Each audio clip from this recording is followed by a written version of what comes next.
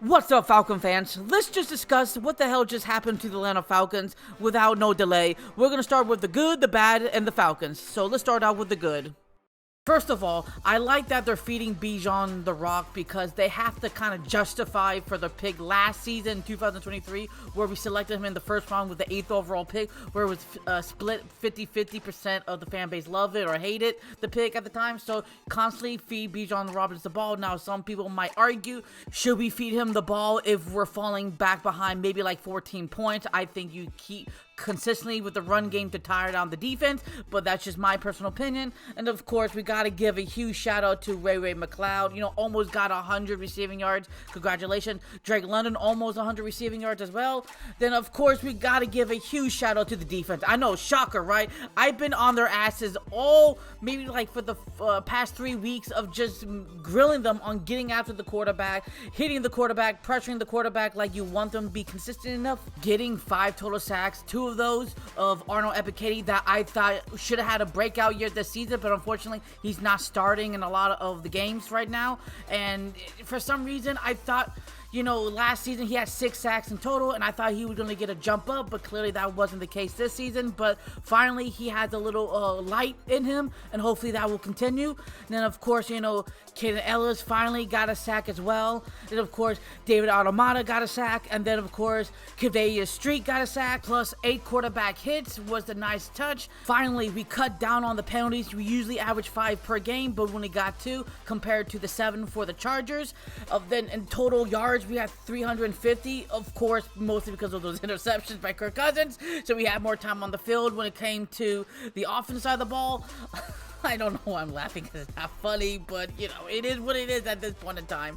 I'm trying to get some positive energy over here before I throw myself out of a window or something like that, because the next subject is gonna be the bad. But before that does happen, I do want to encourage everyone to realize that we didn't allow Justin Herbert to score any touchdowns, and of course, we didn't allow them to score any rushing touchdowns as well. Now, as long as the Atlanta Falcons offense can do their thing, I think we might have a slim chance against the Vikings. I don't know. Maybe I'm just overthinking about this. So now let's talk about the bad. This time, we can't blame the defense at all because they tried to do their very best to make sure they won this game for us. But unfortunately, it's kind of hard when Kirk Cousins throws 4 interceptions, especially one of them in the third quarter where he just threw a pick 6. And the defense gets tired after that point. But Kirk Cousins, he's the one to be blamed for everything for this loss. Unfortunately, I feel bad for him, but then kind of don't because he did get paid $180 million to be our quarterback. And so I feel like you gotta have some tough skin to handle some fair criticism,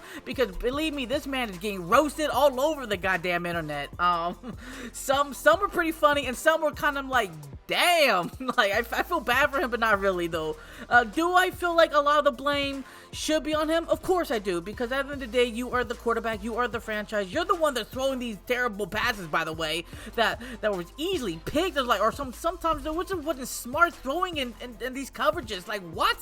My boy, how old are you again? Like, oh my god, I'm sorry. I don't mean to be funny, or I don't know if I'm funny or not, but I don't mean to be like having a blast with this, because I'm not.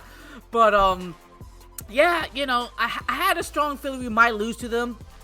Again, we're on a 3-game losing streak. Well, I guess now a 4-game losing streak to them. It just seems like we can't beat them, and all these were close games. That's the crazy part. The last time we beat them was back in 2012, where Matt Ryan was at the helm, and we had that fantastic season, 13-3 record. Oh my god, I wish I could go back in the past. But besides that, I mean, what else? There's some minor things that we can tweak, we can kind of criticize, but mostly it's Kirk Cousins. Since week 2 against the Philadelphia Eagles, where he threw for 2 touchdowns, since against the Dallas Cowboys, where he threw 3 touchdowns, he has 17 touchdowns. And, against the Saints, it was bad. Against the Denver Broncos, it was bad. Against the, the Chargers, it was bad as well. I mean, 0 touchdowns and only 6 interceptions to boot. I mean, that's just mind-boggling crazy. Like, what kind of Twilight Zone are we dealing with?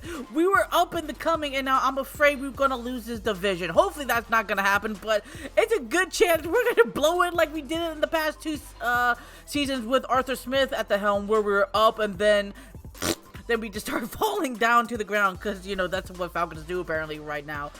So the question is for everybody is, how do we turn this into a positive light. The only thing I can say this for you guys that are kind of still pissed off and just want to strangle yourself, or maybe this is just me, to know that, you know, Kirk Cousins, this is his first time with this organization, so obviously there's going to be some hardships that we're going to deal with. You know, brand new offensive coordinator and Zach Robinson. Obviously, you know, he was fantastic against the Philadelphia Eagles in the last final 2 minutes. Then, of course, with the Tampa Bay Buccaneers. With the Dallas Cowboys. So obviously we just gotta wait and see, can they develop into the beautiful flower they should be for next season, because that's all we got right now. You know, Raheem Morris, second time as a head coach, you know, was all that time that he took to learn and process and really develop as a really great head coach like Mike Tomlin is, because he has not yet had a bad season as a head coach. Ain't that crazy to think about? But besides that, I'm not gonna roast or put him feet to the fire or say fire his ass or cut him or say bench him for, you know, Michael Penix Jr. No, that's for next season. If that continues to be an annual problem, then we will have a discussion. So now let's talk about the Falcons. Unfortunately, this was a must-win game due to the Buccaneers just beating the Carolina Panthers 26-23 in overtime. And unfortunately, now they have the record 6-6, and if they beat the Raiders, they probably will, they will have a 1-game lead against us. And if they do go out and beat all of their other teams, they will clinch this division, because compared to the Atlanta Falcons, we have 3 tough games ahead of us. The Vikings, the Raiders, and yes, the Carolina Panthers. Now, we could probably win against the Giants and the Raiders, but besides that, Falcons are in panic mode, and unfortunately, that's not going to help us win this division. We need to be strong, firm, decisiveness, and I don't know if the Atlanta Falcons can do that at the end of the season. Hopefully I'm wrong, but it seems like it's going to be a tough ride, Atlanta Falcon fans, and believe me, it is what it is at this point, you know? So, if you guys lasted this long to the very end of the video, thank you so much for taking your own personal time and date to watch this Falcon content videos. I have more videos on the screen if you guys are interested in. So, what do Falcons do? I don't know. Until the next episode, show love and peace to the world, and peace.